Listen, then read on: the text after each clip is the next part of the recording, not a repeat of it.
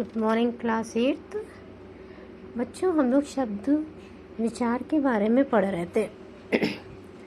शब्द पद के बारे में हम लोगों ने डिस्कस कर लिया था। अब हम करेंगे शब्दों का वर्गीकरण।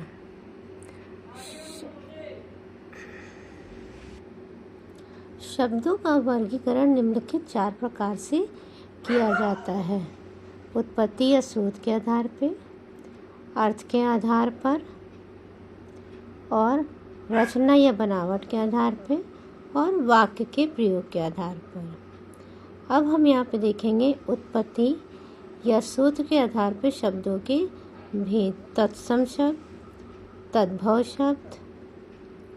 उत्पत्ति या स्रोत के आधार पर शब्दों के जो भेद हैं उसमें देशी शब्द है और विदेशी शब्द हैं। बच्चों, पहला है हम लोग तत्सम शब्द पढ़ेंगे, उसके बारे में जानेंगे, फिर उसके बाद हम लोग दूसरे पे। तत्सम शब्द 2 शब्दों के मेल से बनता है, तत् और सम। तत् का अर्थ है उसके, तत् का अर्थ क्या होता है? उसके। और सम का अर्थ होता है समान, यानी कि उसके से अभिप्राय है संस्कृत के अर्थात संस्कृत भाषा के शब्द। अब हम पढ़ते हैं जो मीनिंग है उसकी। संस्कृत भाषा के मूल शब्द जो हिंदी में जो ज्यों के त्यों ही प्रयुक्त किए जाते हैं वो तत्सम शब्द कहलाते हैं। यानी जो संस्कृत की भाषा होती है, जो संस्कृत हमारी मूल भाषा है, तो जो संस्कृत के शब्द हैं वो हिंदी में एज इट इज़ उसी को हम हिंदी में भी लिखते हैं। जो संस्कृत के शब्द हैं तो वो क्या कहलाते हैं? हमारे तत्सम शब्द कहलाते हैं। अब है उदाहरण, जैसे है कवि, गुरु, लता, मुनि, रात्रि आदि। ये क्या है? ये संस्कृत के शब्द हैं और इन संस्कृत शब्दों को हम एज इट इज़ हिंदी में भी लिखते हैं। नई सोच के आधार पर कुछ भाषाविद संस्कृत के अतिरिक्त अन्य भाषा के ऐसे शब्दों को भी तत्सम शब्दों में गिनने की संतुति करते हैं जो हिंदी में ज्यों के त्यों प्रयोग किए, जैसे mall, rocket, ticket, college, hall, machine अंग्रेजी के शब्द हैं। किताब, कैदी, जहाज, ज़मीन, इनाम, खबर, दुकान अरबी फारसी के शब्द हैं। संतरा, साबुन, तौलिया, कमरा पुर्तगाली शब्द के भाषा के शब्द हैं। जैसे संतरा है, साबुन है और तौलिया और कमरा। आप इन शब्दों से वाकिफ़ होंगे या जानते होंगे, लेकिन ये हिंदी के नहीं है। ये कौन सी भाषा के शब्द हैं? पुर्तगाली भाषा के शब्द हैं। अब चाकू, कैंची, बंदूक तुर्की भाषा के शब्द हैं। और चाय और लीची चीनी भाषा के शब्द हैं। इडली और डोसा अन्न। बच्चों, तत्सम शब्द आपको क्लियर हो गया कि जो संस्कृत भाषा के शब्द हैं, मूल शब्द हैं, जिनका प्रयोग हिंदी में ज्यों के त्यों यानी कि एज इट इज़ हम लोग यूज़ करते हैं, वो हमारे तत्सम शब्द कहलाते हैं। अब दूसरा आता है बच्चों तद्भव शब्द। तद्भव का अर्थ होता है उससे उत्पन्न, अर्थात संस्कृत भाषा से उत्पन्न है। हिंदी में ऐसे शब्द, जैसे ऐसे अनेक शब्दों का प्रयोग किया जाता है जो संस्कृत के अपने मूल रूप से थोड़ा भिन्न, यानी भिन्न मतलब अलग हो जाते हैं। ऐसे शब्द क्या कहलाते हैं? तद्भव।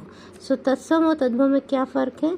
तत्सम में ये है कि वो एज इट इज़ जो संस्कृत में हम उसको हिंदी में भी लिखते हैं, लेकिन तद्भव शब्द हैं जो संस्कृत के मूल शब्द हैं उनमें थोड़ा सा डिफरेंसेस, ये थोड़ा सा अलग हो जाते हैं। तो ये वो शब्द क्या कहलाते हैं? तद्भव शब्द कहलाते हैं। संस्कृत के अलावा कुछ अन्य भाषाओं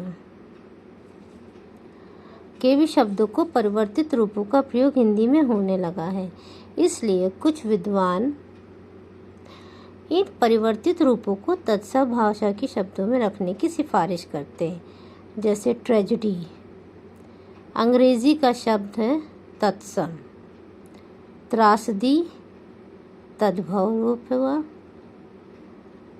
अकेडमी अंग्रेजी का शब्द है, तत्सम। उसके बाद आता है एल्बम, अंग्रेजी का शब्द है जो तत्सम है, और अल्बम तद्भव रूप है। संस्कृत के वे शब्द जो परिवर्तित होकर हिंदी में प्रयुक्त किए जाते हैं तद्भव शब्द कहलाते हैं। उदाहरण, साया को हम क्या कहते हैं? शाम कहते हैं। उष्ट्र को क्या कहते हैं? हम ऊंट कहते हैं। और आम्र को आम कहते हैं। मक्षिका को मक्खी कहते हैं। इन उदाहरणों में शाम, ऊंट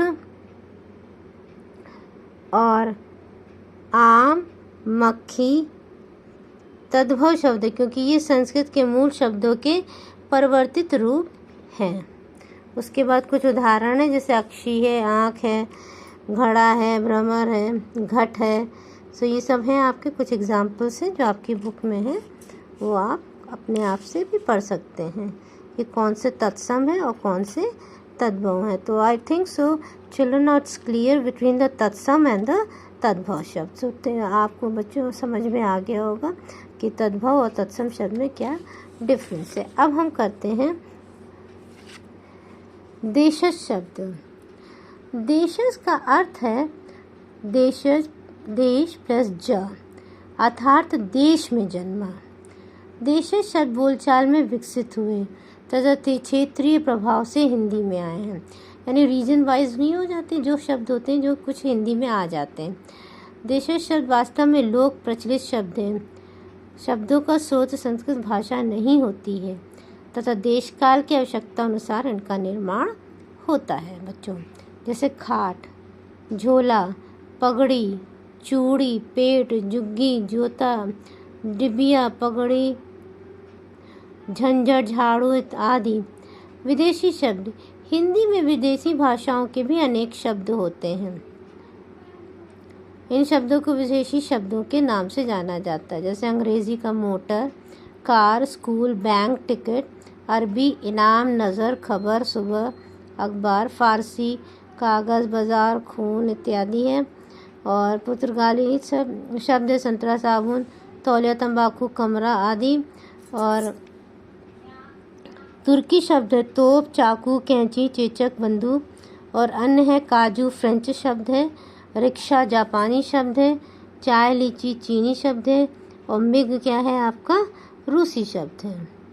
सो आपके देशी शब्द जो देश में से ही वास्तव में देश काल में कुछ शब्द होते हैं जो अपने आप से, जिनका संस्कृत भाषा से कोई भी संस्कृत भाषा से नहीं। फिर है अर्थ के आधार पे शब्दों के भेद। अर्थ के आधार पे दो प्रकार के होते हैं, जो सार्थक शब्द होते हैं और निरर्थक शब्द। सार्थक शब्द का अर्थ होता है जिसमें अर्थ होता है, अर्थ युक्त होते हैं। कुछ शब्द होते हैं जिनमें अर्थ होता है। प्रत्येक शब्द जिसका कोई ना कोई अर्थ होता है सार्थक शब्द कहलाते हैं। और सार्थक शब्दों को कई वर्गों में विभक्त किया जा सकता है।